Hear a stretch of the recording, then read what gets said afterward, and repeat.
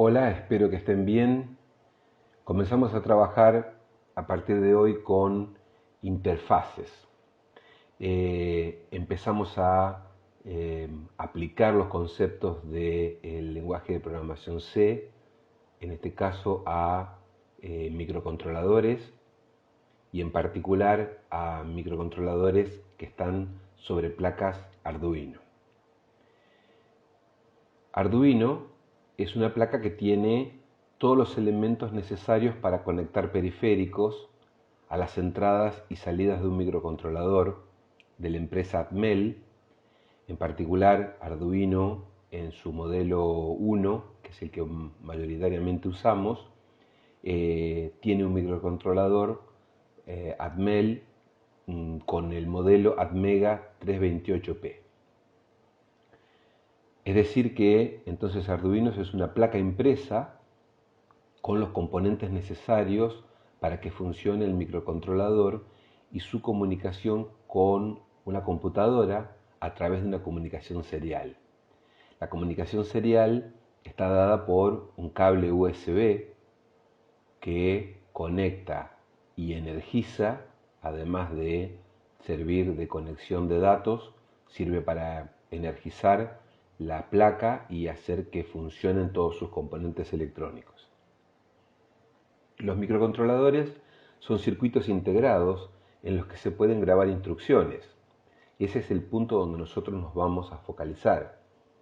Estas placas, como dije inicialmente, en nuestro caso la placa Arduino, tiene esta característica, la posibilidad de contar con un microcontrolador al cual nosotros podemos grabarle instrucciones en un lenguaje de programación, en nuestro caso C. Entonces esos programas los escribimos en nuestro lenguaje de programación y pueden ser utilizadas dentro del entorno Arduino. La programación no se hace como en el caso nuestro en Dev o en algún otro entorno, sino que se hace dentro del entorno del IDE, del entorno Arduino, que tiene las características especiales para la escritura, para la compilación, para poder subir el programa al microcontrolador e inclusive para poder revisar cuál es el funcionamiento de nuestro programa dentro del microcontrolador interactuando con las cosas que conectamos a la interfaz Arduino, a la placa Arduino. Entonces, debemos decir que el microcontrolador de Arduino posee lo que se llama una interfaz de entrada, que es una conexión en la que podemos conectar en la placa diferentes tipos de periféricos. Cuando hablamos de periféricos, nos estamos refiriendo a distintos objetos que más adelante los vamos a detallar. La información de estos periféricos que se conectan se traslada al microcontrolador, el cual por intermedio de nuestro programa interpreta esos datos que llegan desde los periféricos y se encarga de procesarlos y luego toma determinadas decisiones, como puede ser contactarse con otros periféricos y interactuar o enviar los datos a la PC para poder visualizar resultados. El tipo de periférico que podés utilizar para enviar datos al microcontrolador depende en gran medida de qué uso le estés pensando dar.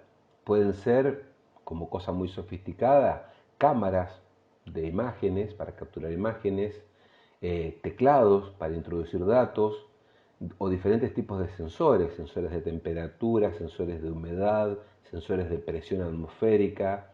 Es decir, es muy fácil poder construir una central meteorológica. Otro periférico, por ejemplo, puede ser una pantalla que ya formaría parte de las interfaces de salida porque mostraría la información que fue capturada por una interfaz de entrada.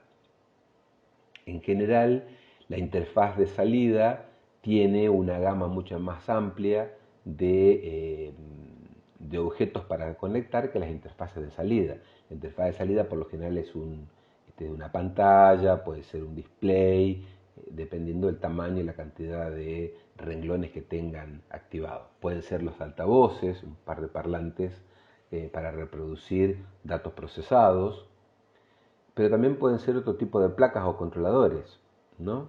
Cada puerto, cada partecita de la interfaz de salida puede definirse previamente como entrada o salida. Entonces, algo que en un momento puede haber sido configurado desde programación como entrada de datos, en el siguiente programa o en la siguiente estructura puede ser configurado como salida y haría la actividad inversa. Por último, es importante saber que los puertos reciben señales digitales, ceros o unos, y la otra posibilidad es que sean analógicos, es decir, un pulso eléctrico. Entonces, nosotros tenemos que saber que nuestros sistemas tienen las posibilidades de trabajar señales digitales o señales analógicas. Las señales digitales son un 0 o un 1, un pulso alto o un pulso bajo, y las señales analógicas son un pulso eléctrico que puede variar entre 0 y 5 voltios.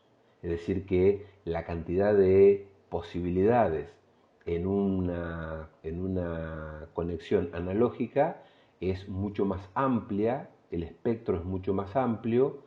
Entre 0 y 5 voltios puede tener distintos picos, 1,4, 1,8, 2,10, 5 voltios, 4,10, es decir, hay mucha variedad, y si se hace un trabajo mucho más fino, mucha mayor cantidad de puntos, porque uno puede hablar de, por ejemplo, 4,005 voltios, entonces estamos hablando de que se amplía el rango de datos respecto a la señal digital, que puede ser un 0 o un 1 únicamente.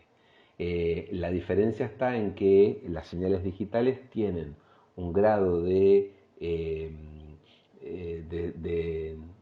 precisión mucho mayor que la señal analógica o eléctrica, que puede ser influenciada, puede estar siendo modificada por alguna otra fuente de poder cercana y entonces verse distorsionada.